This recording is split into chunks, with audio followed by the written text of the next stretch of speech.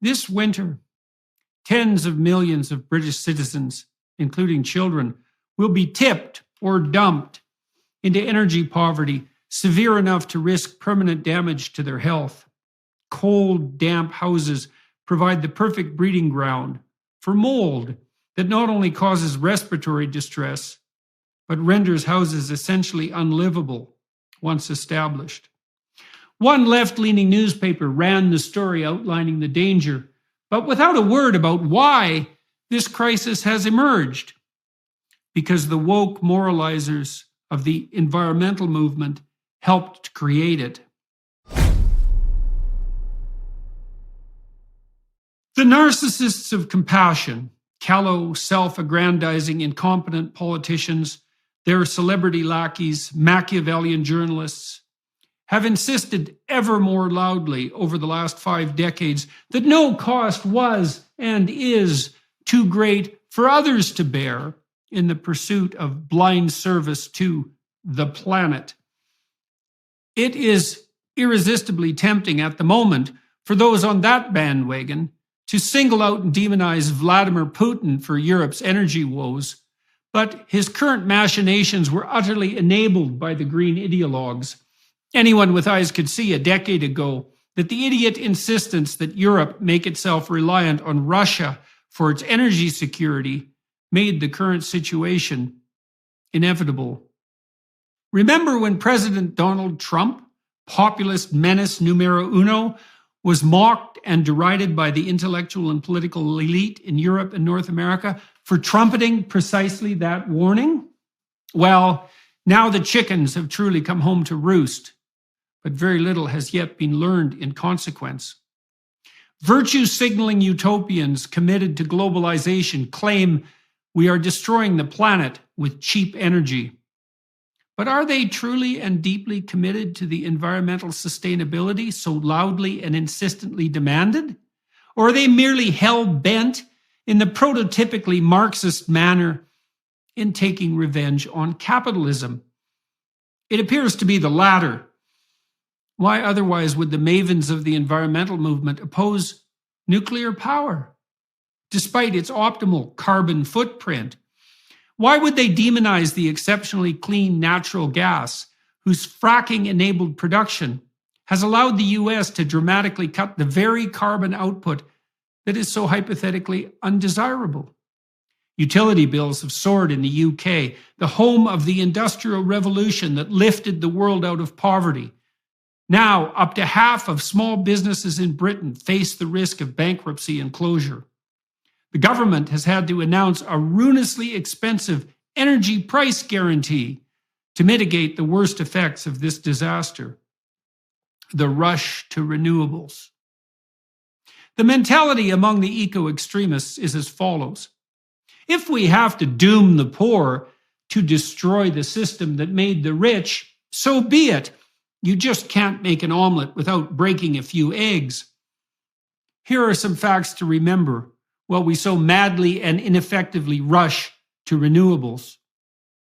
The International Energy Agency recently indicated that 2 decades of intense support for such undertakings has hiked the proportion of energy provided by such means from 13 to 14% to an utterly underwhelming 15.7%.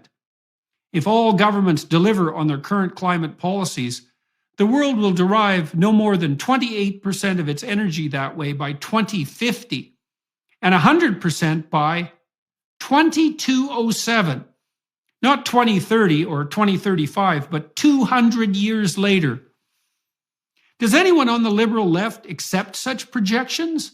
Or are they a mere fabrication of the conspiratorial right-wing conservative imagination? How about the Biden administration? Biden's experts, no doubt motivated to be as optimistic as possible, project that a mere 27% of the energy produced by 2050 will be carbon dioxide free, and that full CO2 eradication cannot possibly occur until 2242.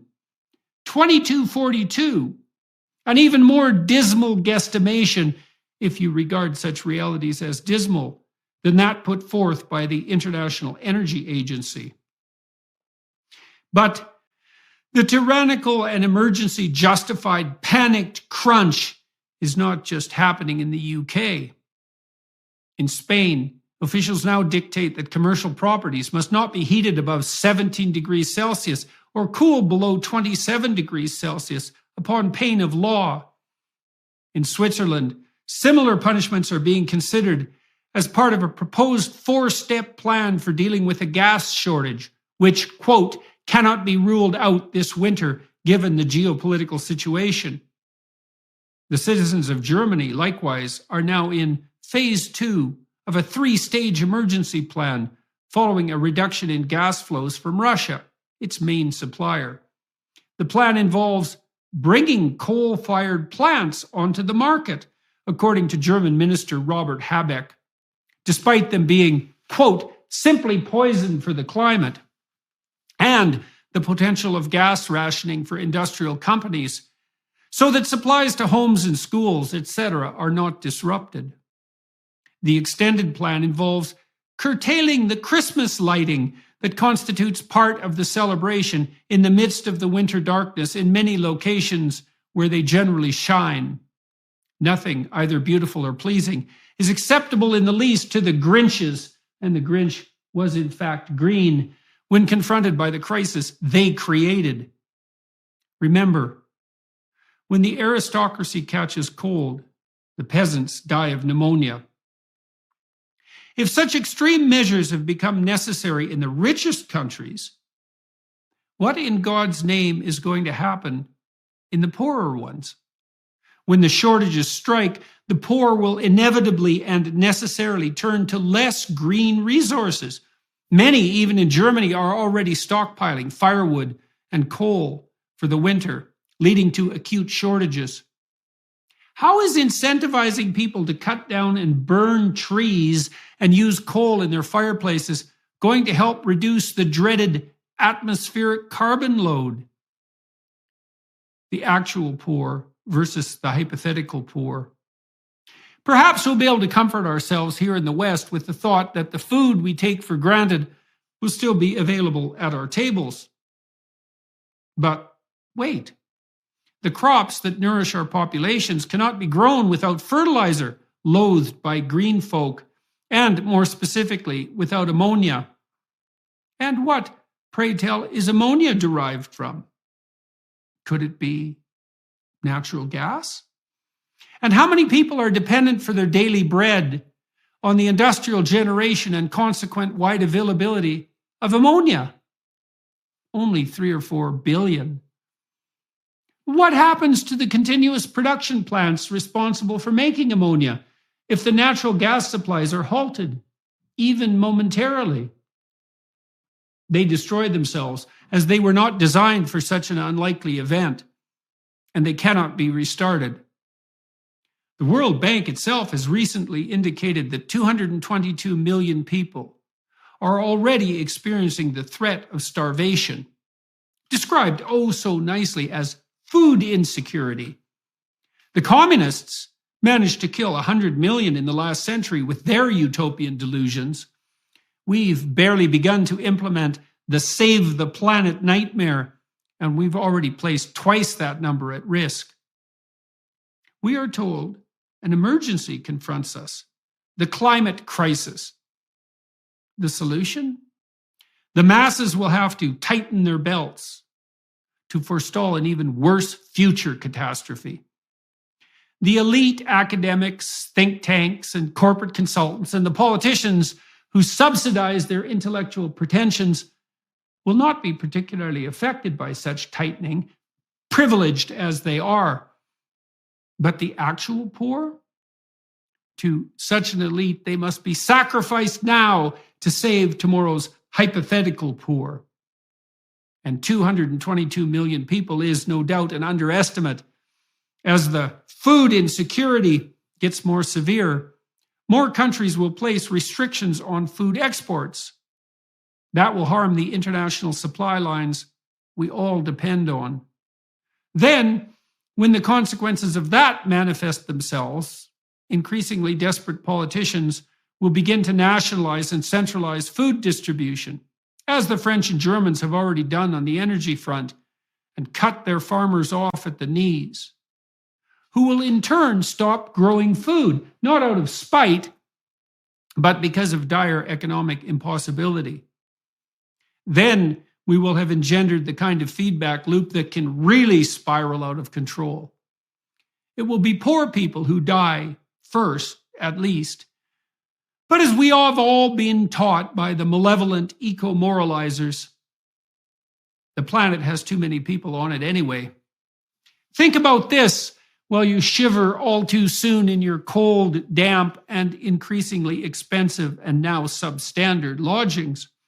You and your family may well have been deemed an expendable excess. Food for thought.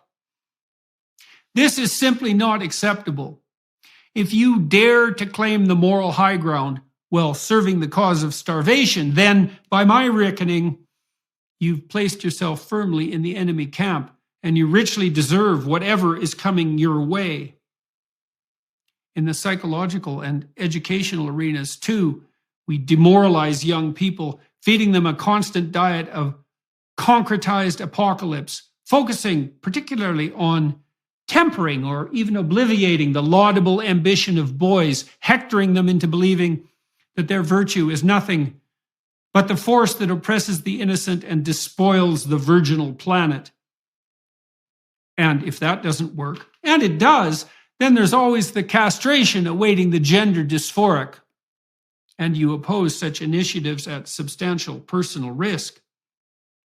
But we can reassure ourselves with the fact that a beneficent government is going to set up warm spots in public libraries and museums this winter so that freezing, starving old people can huddle together to keep warm while their grandchildren cough up their lungs in their frigid, damp, and moldy flats. In such circumstances, in the face of such mandatory privations and manipulations, it's obvious that the last thing our tyrannical, idiot, panicked, virtue-signaling governments should be doing is directing their demented attention toward regulating what people serve at their tables. But because meat has also been deemed yet something else that is destroying the planet, the woke narcissists of compassion are already insisting that people eat less of it. Plants and bugs for you and your children, peasants. And the sooner you get accustomed to it, or else, the better. Let's turn our attention to the claim that animal husbandry and the meat it produces cheaply enough for everyone to afford is unsustainable. For a moment, because we haven't yet dispensed with enough moralizing and authoritarian stupidity. Remember what happened the last time that government agencies applied their tender mercy to determining what the people they serve should consume? We were offered the much vaunted food pyramid, telling us to eat 6 to 11 servings of grains and carbohydrates a day, with protein and fat at the pinnacle, something to be indulged in with comparative rarity, if indeed necessary at all. That all turned out to be wrong, and not just a little wrong, but so wrong that it might as well have been not just wrong, but a veritable anti-truth, something as wrong as it could possibly get.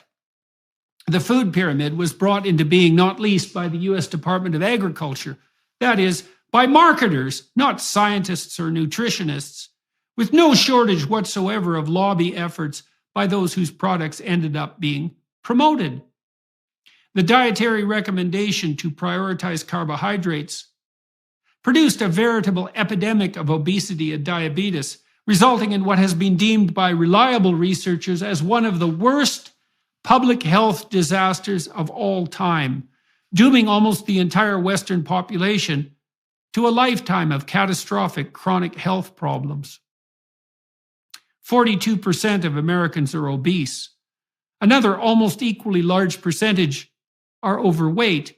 At least a third are in the early or later stages of diabetes, which is an exceptionally serious disease. $1.7 trillion is spent annually on chronic illness in the US. And the rise in such illness and cost is directly associated with the beginning of the God-forsaken top-down dietary guidelines that set us all on a carbohydrate-heavy diet.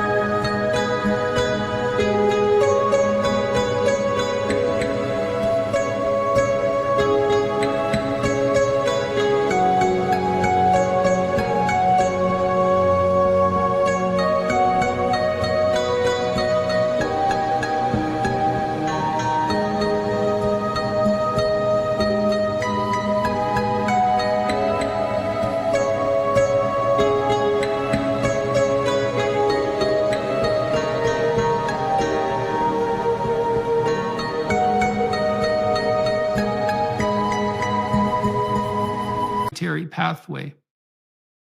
There have been, in addition, dozens of studies debunking the claim that red meat causes disease. The PURE study, P-U-R-E, published in the journal Lancet in 2017, analyzing 140,000 individuals from 18 countries, revealed that, quote, higher carbohydrate intake, not meat and fat, note, was associated with an increased risk of total mortality, and that, quote, higher saturated fat intake was associated with lower risk of stroke. Lower. That is exactly the opposite of what we have been told by the beneficial centralizing agents who task themselves with determining what we, as sovereign and responsible individuals, should put in our mouths. So the health benefits of a pure vegetarian and vegan diet are dubious at best. But what of the argument that animal husbandry is killing the planet? Well, the American Environmental Protection Agency estimates that all farming produces only 11% of greenhouse gases in the US. Transportation produces 27%. Livestock accounts for 3%. And plant-based agriculture? 5%. According to the National Academy of Sciences, if we eradicated all animal-based agriculture, we'd reduce greenhouse gases by a mere 2.6%. And it is no simple matter, by the way, and perhaps impossible, to manage a diet that is sustainable in the medium to long term by merely dining on plants. Chew on that. Ex hodos. The pathway forward.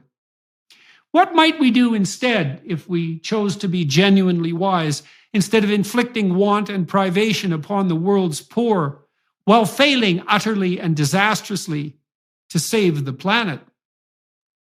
We could begin by assuming here in the West that all those frightened into paralysis and enticed into tyranny by their apprehension of the pending apocalypse have bitten off more than they can properly chew, have taken on a dragon much more fire-breathing and dire than they are heroic, have failed entirely to contend with the moral hazard that comes in assuming that the faddish emergency of their overheated imaginations entitles them to the use of power and compulsion. If your apprehension of the looming catastrophe, whatever its form, has made you into a terrified authoritarian, willing to frighten and compel to get your way, you are simply not the right leader for the times. As the unconscious manifestations of your own nervous system, telling you that you are just too small for the job at hand, are clearly indicating, even to you. We could begin by dropping our appalling attitude of moral superiority toward the developing world. We could admit instead that the rest of the planet's inhabitants have the right and the responsibility to move toward the abundant material life that we have enjoyed despite ourselves for the last century, and which has been so entirely dependent on industrial activity and fossil fuel usage. We could work diligently and with purpose to drive energy and food prices down to the lowest level possible, so that we can ease the burden on the poor and open up their horizons of possibility so that they become concerned, as they inevitably and properly will, with long-term sustainability instead of acting desperately and destructively in pursuit of their next meal. We could concentrate on an intelligent plan of stewardship instead of anti-human environmentalism, along the lines of the plans outlined by multifaceted and diligent experts such as Dr. Bjorn Lomborg, who pointed out years ago that we have a multitude of crises facing us, and not just one, the hypothetically apocalyptic danger of carbon, and that we could spend the money we are wasting killing poor people in a much more intelligent and judicious manner, devoting some resources, for example, to ensuring a stable food supply to poor children in the developing world, treating malaria, something we can do and cheaply, and delivering fresh water where it is truly needed. We could as well work out the details of a truly sustainable agriculture with the most expert farmers.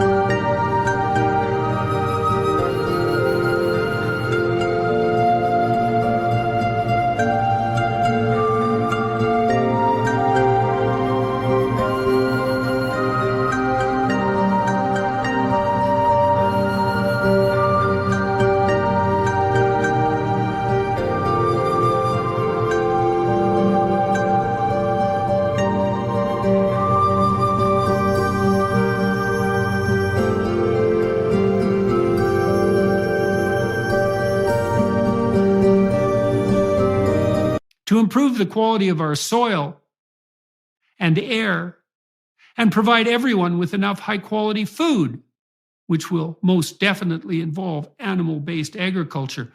We could bring a halt to the presumption that the state should extend itself by dint of its hypothetical moral superiority to the governance of how we heat our houses and feed and provision our own families. We could, finally, delegate authority to the most local possible of levels, following the principle of subsidiarity, and produce a hierarchy of responsibility that extends necessary purpose to everyone individually at the family and community and state level, and that serves as a necessary bulwark against the blind and Luciferian, prideful, intellect-based, top-down tyrannies of emergency and compulsion that will otherwise necessarily reign.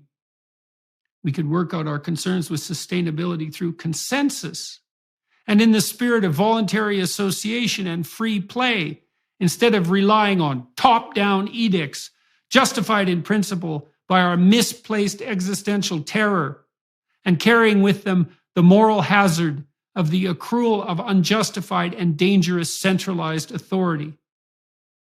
We could distribute to everyone their requisite responsibility as sovereign actors and could bring them on board with the power of a common vision, one of life more abundant, enough high-quality food for everyone, enough energy so that slavery becomes a thing of the past, enough purpose so that nihilism and decadence no longer beckon, enough reciprocity so that we live in true peace, the generous provision of education and opportunity to everyone in the world, the conviction, to say it again, that policy based on compulsion is misguided and counterproductive.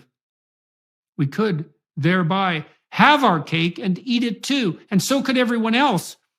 And we could work toward that in a mutual spirit of productive generosity and fair play in competition and cooperation.